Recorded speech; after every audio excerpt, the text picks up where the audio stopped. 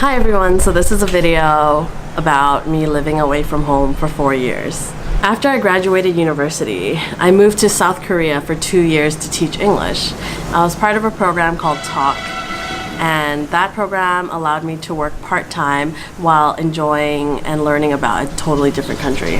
After living in Korea, I found out that I really loved Asia. Like, I was born and raised in Canada, and I never knew what living in Asia would be like. And after my experience with the Talk program, I fell in love with Asia, and I was like, okay, I'm not Korean, I should try to move to Vietnam. But I also taught English in Vietnam. This video will be about my experience living away from home for 4 years, meaning living in Asia. Number 1, home stops feeling like home. So while I was abroad, I did go back to Canada. I made a couple trips back to Vancouver, and every time I went back, it felt a little bit foreign because I was getting used to a different country's cultures and customs.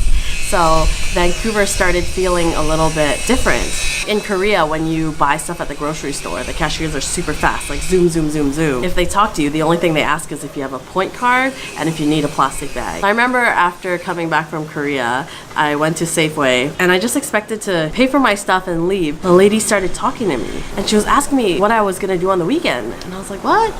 Like, why is this person talking to me? And then I was like, oh wait, this is Canada. Cashier's like, yeah, we talk to our customers. That was a little bit different. Another thing is that things back home start feeling a little more exciting. Back home, I always took Tim Hortons for granted because I was like, oh yeah, Tim Hortons, whatever. But like being abroad, I was like, man, I just really want like a bagel with cream cheese from Tim Hortons, or I just really want a coffee with like a quarter French vanilla in it. When I go back to Canada, simple things back home, like going to Tim Hortons, is suddenly like more special to me, or going to London Drugs or Shoppers Drug Mart. Like I'm so excited when I walk in the store and I can just see all the products there, and like everything I want and need is available. Number 2, I guess this could be like 1.5 because it's kind of similar to number 1. Home starts feeling weird and strange and unfamiliar. It's really weird when I moved to Korea and then I came back to Vancouver. Everyone back in Vancouver is literally doing the exact same thing. It's just like pause and play. Like everything is static. So it feels a little bit weird. Like I went through some time loop and then I came back and everything is the same.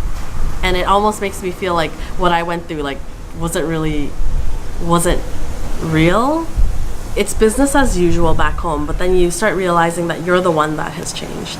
Number 3, your family members are getting older.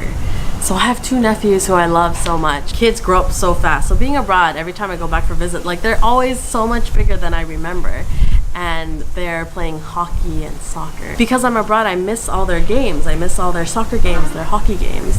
It's kind of sad because my family, my home is in Vancouver, and I'm the one that is choosing to live abroad. The tough thing is being by yourself abroad, and everything around me is different, and I'm constantly in a new environment, meeting different people. But my family, they're changing and they're growing, and I miss all of it. So that makes me a little bit sad. Okay, number 4, you stop growing attached to physical things. So after you live abroad for a while, you stop caring about materialistic items. Like not completely, but because I have to move and pack and I travel, I stop accumulating things. I always think like, do I really need to bring this thing with me? Now I just spend my money on food, on accommodation, and experiences. If I find something cute, of course, like I'll pick it up, or like gifts. But in general, I'm not buying like a lot of extra clothes anymore like I would have before. Sometimes I'll look at a piece of clothing I have and I'll be like, oh, this doesn't spark joy for me. Thank you. Number 5, living away from home has actually made my English deteriorate. It's because I moved to Asia. I can't speak to them the way I'm speaking right now. I always have to simplify my English. And when I say simplify, I mean like really simplify it. Point is communication. I just want to get something done, right? Like, oh, I need water. I'm not gonna say like, may I please have a cup of water? I'm gonna say like, water? You know what I mean? Like I learned to use body language a lot more, and thus my English has slowly deteriorated. My friends have commented on it too, so I don't think that's a good thing. Number 6, finding yourself doesn't actually get easier. Everyone thinks like, oh, I'm gonna travel, I'm gonna find myself, I'm gonna go on this mission of like wanderlust, and you just think that life is gonna get easier if you travel and go to new places because you're gonna somehow magically find yourself. I don't know how that works, and I've been traveling for a while, living away from home for a while, and I don't know if I have found myself, and I don't know if I will find myself, and I don't know if this is the way to find myself. This is how I rationalize it.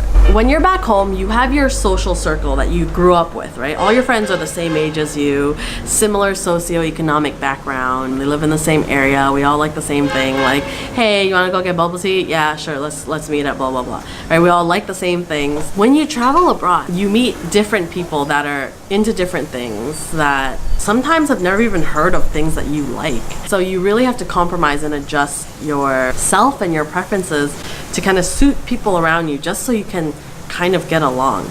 And I find that it's tougher to find myself when I am in environments where I constantly have to change and adapt. Some people say that being in these kind of environments will help me learn that I'm a stronger person than I thought I was. I don't think that's true, at least not in my case. I just feel like being abroad, being around different people, being in different environments has actually made finding myself a lot harder than it would be if I was back home, because I kind of have a standard to compare myself to back home, which is my friends, my social circle, my peers. Abroad, you don't have that standard at all. It's like woo, right? Like I'll stay at a hostel and my bunkmate is an 18-year-old girl from London who just graduated high school and is like, can't wait to see the world. And then I'll be in a different hostel and my bunkmate is a 37-year-old Brazilian woman who just quit working a very high-level job at the government because she just was tired of the rat race and wanted to travel. And I just like, when I meet people, I learn about myself through my relationships, through comparison with other people. When you have comparisons that wildly different, it's really hard to kind of place myself in the bubble. So it is hard, and I can't say that I've actually found myself. So overall, living away from home for 4 years has made my actual home feel foreign and strange. Things back home that are simple start feeling more magical and exciting, which I think is a good thing.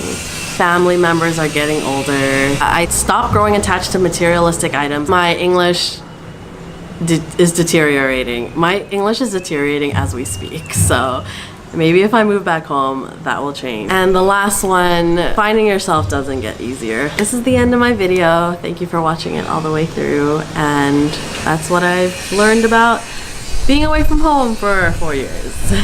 Bye.